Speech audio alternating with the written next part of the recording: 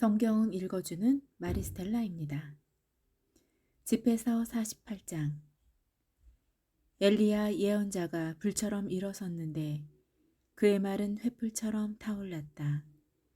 엘리야는 그들에게 굶주림을 불러들였고 자신의 열정으로 그들의 수를 감소시켰다.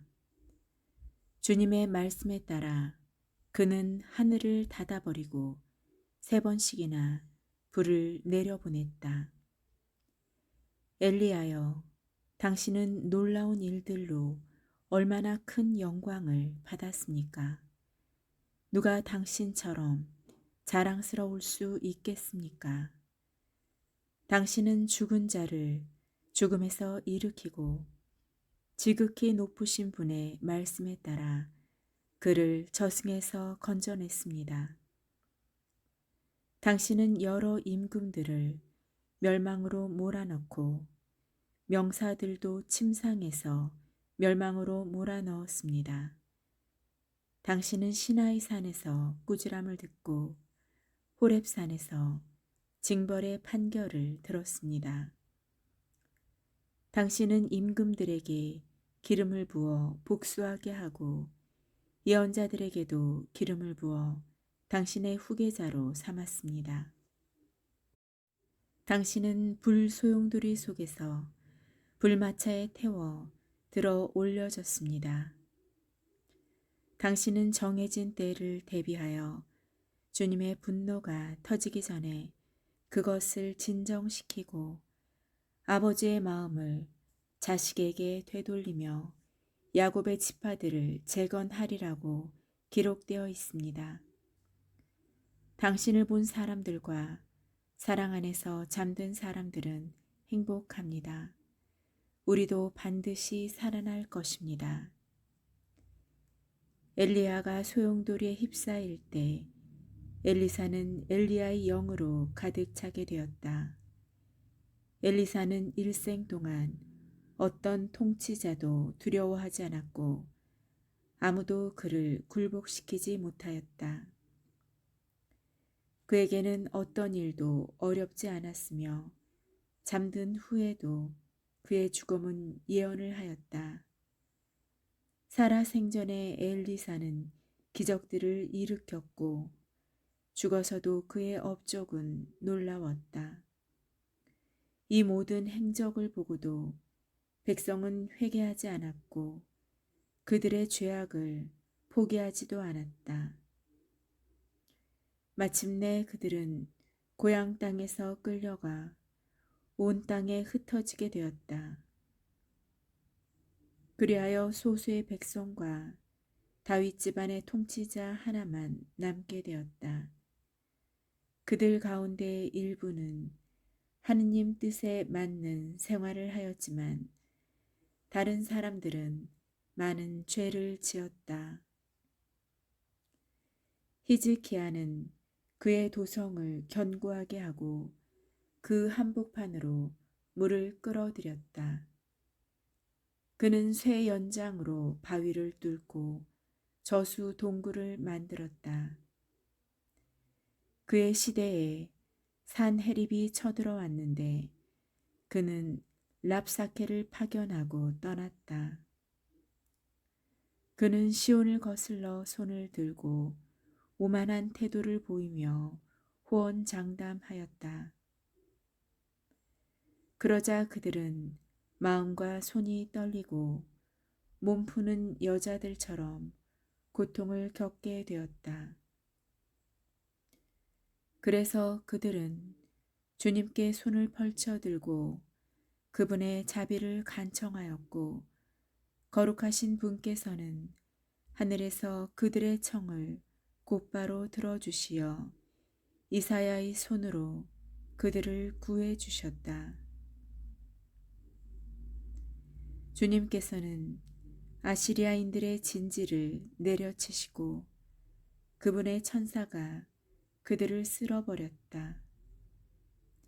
히즈키야는 주님의 뜻에 맞는 일을 하였고 자기의 환시에 충실하고 위대한 이사야 예언자의 명령에 따라 자기 조상 다윗의 길을 굳건히 지켰다. 이사야 시절에 태양이 거꾸로 돌아 임금의 수명이 연장되었다. 이사야는 위대한 영의 힘으로 마지막 때를 내다보고 시온에서 통곡하는 이들을 위로하였다. 그는 영혼에 이르기까지 일어날 일들을 보여주었고 숨겨진 것들을 미리 알려주었다. 집회서 49장. 요시야에 대한 기억은 향 제조사의 솜씨로 배합된 향과 같다. 그것은 누구의 입에나 꿀처럼 달고 주연에서 연주되는 음악과 같다. 그는 백성을 회개시켜 바르게 이끌었고 혐오스러운 악을 없앴다. 그는 제 마음을 주님께 바르게 이끌었고 무도한 자들이 살던 시대에 경건함을 굳게 지켰다. 다윗과 히즈키야와 요시야 말고는 모두가 잘못을 거듭 저질렀다. 과연 그들이 지극히 높으신 분의 법을 저버렸기에 유다 임금들이 사라지게 되었다. 그들은 자기네 힘을 다른 자들에게 넘겨주었고 자기네 영광을 이방 민족들에게 넘겨주었다. 이방인들은 성소가 있는 선택된 도성을 불태웠고 그 거리들을 폐허로 만들었다. 그것은 예레미야가 예언한 대로였다. 사람들은 예레미야를 박해하였는데 사실 그는 모태에서부터 예언자로 성별되어 뽑고 부수고 파괴하며 세우고 심는 소명을 받았다. 에제키엘은 하느님께서 거룹의 수레 위에서 보여주신 영광의 환시를 본 사람이다.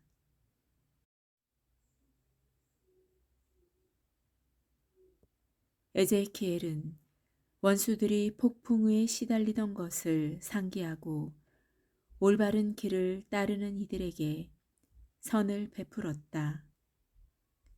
그리고 12 예언자들이 있었으니 그들의 뼈가 그 무덤에서 다시 피어나기를 정녕 그들은 야곱을 위로하고 굳센 희망으로 그들을 구원하였다.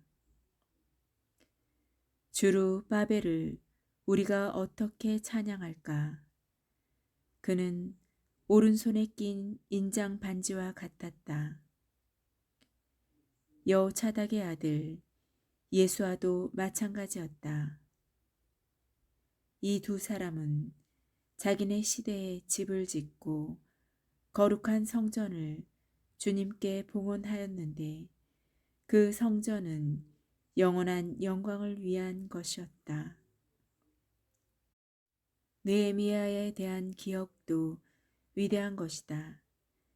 그는 우리의 무너진 성벽을 재건하고 성문과 그 빗장을 만들어 세웠으며 우리 집들을 다시 지었다. 이 땅 위에 창조된 자로서 에녹과 비슷한 사람은 없었다.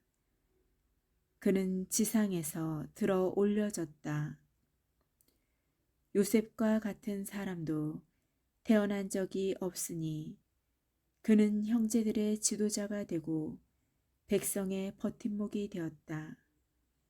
그래서 사람들은 그의 유고를 정성스럽게 모셨다. 셈과 셋도 사람들에게 존경을 받았지만 아담이야말로 살아있는 모든 피조물 위에 있다. 당신이 최고입니다.